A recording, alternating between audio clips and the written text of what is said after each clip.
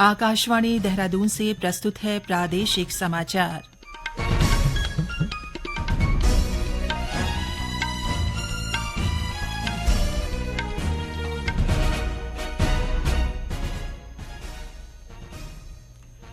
पहले मुख्य समाचार। मुख्यमंत्री पुष्कर सिंह धामी ने केंद्रीय सड़क परिवहन मंत्री नितिन गडकरी से राज्य की विभिन्न सड़क परियोजनाओं को स्वीकृति देने का अनुरोध किया। सीएम हेल्पलाइन पर प्राप्त सभी शिकायतों को अगले 15 दिनों में निस्तारित करने के निर्देश। प्रदेश के कुछ हिस्सों में भारी से बहुत भारी बारिश का अलर्ट और भारत ने T20 विश्व कप क्रिकेट के सेमीफाइनल में इंग्लैंड को 68 रन से हराकर फाइनल मुकाबले में प्रवेश किया।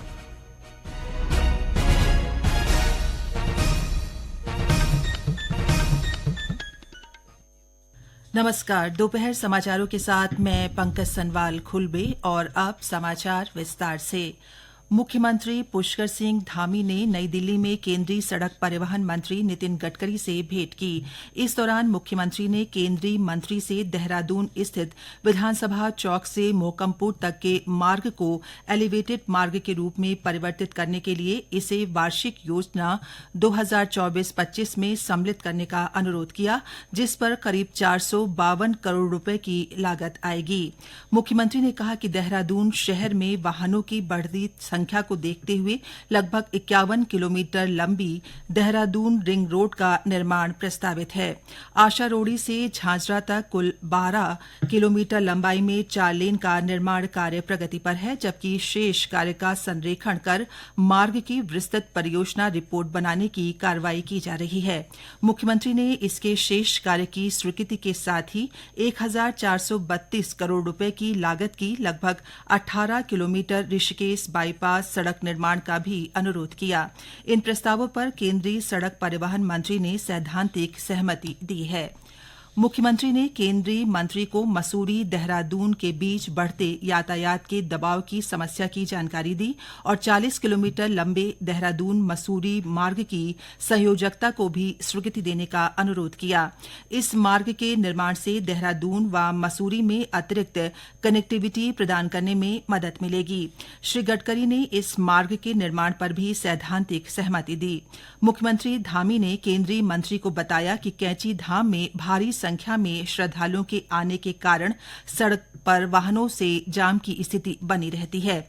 वर्तमान में 2 किलोमीटर के इस मार्ग का 2 लेन में चौड़ीकरण प्रस्तावित है और इस बाईपास पर एक सुरंग का निर्माण भी किया जाना है।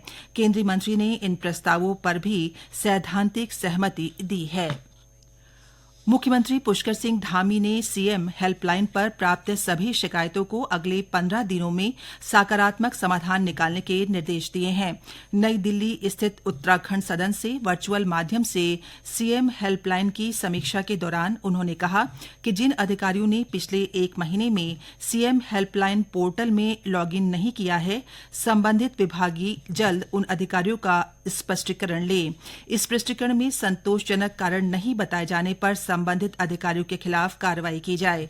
मुख्यमंत्री ने कहा कि भविष्य में विभागों की कार्य में स्थिरता पाए जाने पर संबंधित विभागीय सचिव और विभागाध्यक्ष की भी जिम्मेदारी तय की जाएगी। समीक्षा के दौरान मुख्यमंत्री ने सभी जिलाधिकारियों को अपने क्षेत्रों में हर विकासखंड में आयोजित होने वाली बीडीसी की बैठकों के लिए रोस्टर बनाने को कहा।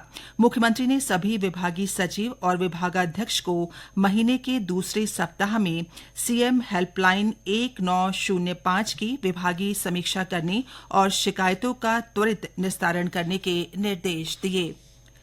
प्रदेश में अत्याधुनिक स्वचालित फिटनेस जांच केंद्र में वाहनों की अनुकूलता की जांच होगी। 1 अक्टूबर से प्रदेश के सभी वाहनों की फिटनेस जांच ऑटोमेटिक कराए जाने के केंद्र सरकार के आदेश के बाद उत्तराखंड परिवहन विभाग ने इसके लिए सभी तैयारियां पूरी कर ली हैं। प्रदेश के संयुक्त परिवहन आयुक्त सनत कुमार सिंह ने बताया कि राज्य में वाहनों की जांच के लिए 12 ऑटोमेटेड फिटनेस टेस्ट केंद्र बनाए जा रहे हैं। इनमें से देहरादून, रुद्रपुर, हरिद्वार और हल्द्वानी में 4 केंद्र शुरू हो चुके हैं, जबकि सैलाकुई और रुड़की में ऑटोमेटेड सेंटर का निर्माण प्रगति पर है। संयुक्त परिवहन आयुक्त ने बताया कि पर्वतीय क्षेत्रों के लिए राज्य सरकार की ओर से 4 फिटनेस सेंटर तैयार किए जा रहे हैं। इसमें उत्तरकाशी, पौड़ी, अल्मोड़ा और पिथौरागढ़ में ऑटोमेटेड फिटनेस टेस्ट सेंटर निर्माण का कार्य चल रहा है।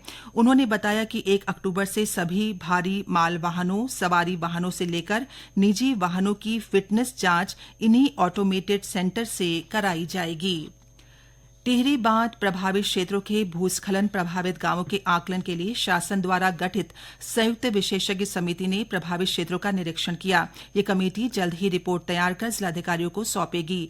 कमेटी की अनुशंसा के आधार पर प्रभावित क्षेत्रों के पुनर्वास को लेकर शासन प्रशासन स्तर पर निर्णय लिया जाएगा। ये समाचार आकाशवाणी के देहरादून केंद्र से प्रसारित किए जा रहे हैं। ये समाचार आकाशवाणी के देहरादून केंद्र से प्रसारित किए जा रहे हैं।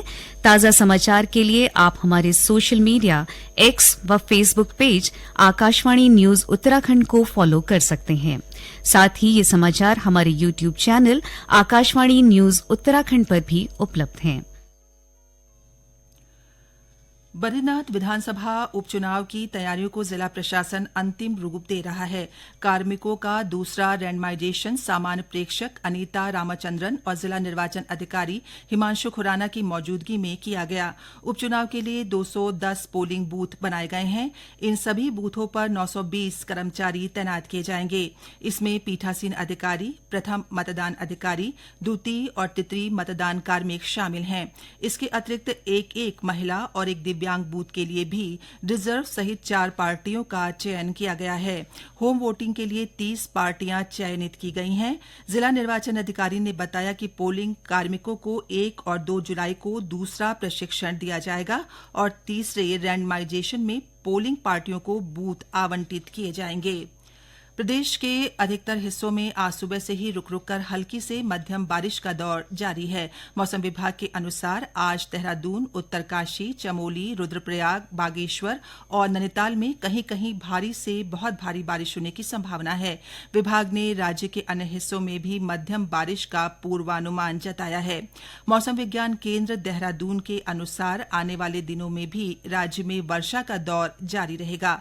विभाग ने कल रुद्रप्रयाग, टिहरी, देहरादून, बागेश्वर और नैनीताल में भी भारी से बहुत भारी बारिश का ऑरेंज अलर्ट जारी किया है। पौड़ी गढ़वाल के कोटद्वार क्षेत्र में प्रशासन ने मानसून को देखते हुए लगभग पूरी तैयारी कर ली है।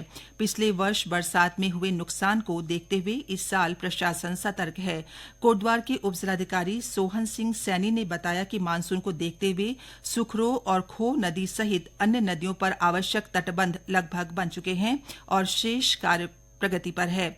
लोक निर्माण विभाग के अधिशासी अभियंता डीके सिंह ने बताया कि क्षतिग्रस्त मालन नदी के पुल का जीर्णोद्धार का कार्य प्रगति पर है।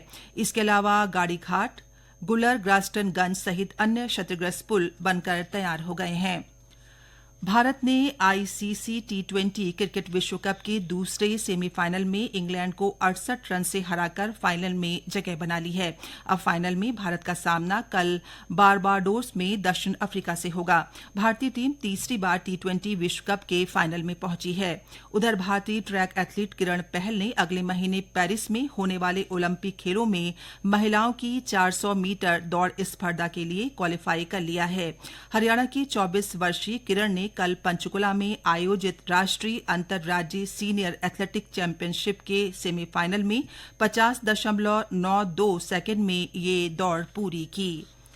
केंद्रीय अन्वेषण ब्यूरो सीबीआई ने नीट यूजी परीक्षा में कथित अनियमितताओं के संबंध में बिहार में पटना से 2 लोगों को गिरफ्तार किया है। आधिकारिक तौर पर सीबीआई नीट यूजी प्रश्न पत्र लीक मामले की जांच कर रही है।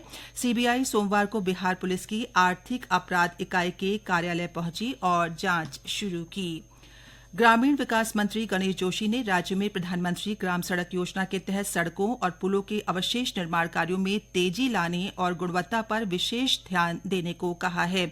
इसके साथ ही ग्रामीणों के मुआवजा राशि से संबंधित कार्यों को प्राथमिकता देने के निर्देश भी दिए गए हैं। अंत में मुख्य समाचार एक बार फिर। मुख्यमंत्री पुष्कर सिंह धामी ने केंद्रीय सड़क परिवहन मंत्री नितिन गडकरी से राज्य की विभिन्न सड़क परियोजनाओं को स्वीकृति देने का अनुरोध किया। सीएम हेल्पलाइन पर प्राप्त सभी शिकायतों को अगले 15 दिनों में निस्तारित करने के निर्देश। प्रदेश के कुछ हिस्सों में भारी से बहुत भारी बारिश का अलर्ट। और भारत ने T20 विश्व कप क्रिकेट के सेमीफाइनल में इंग्लैंड को 68 रन से हराकर फाइनल मुकाबले में प्रवेश किया। इसके साथ ही प्रादेशिक समाचार का ये बुलेटिन समाप्त हुआ। नमस्कार।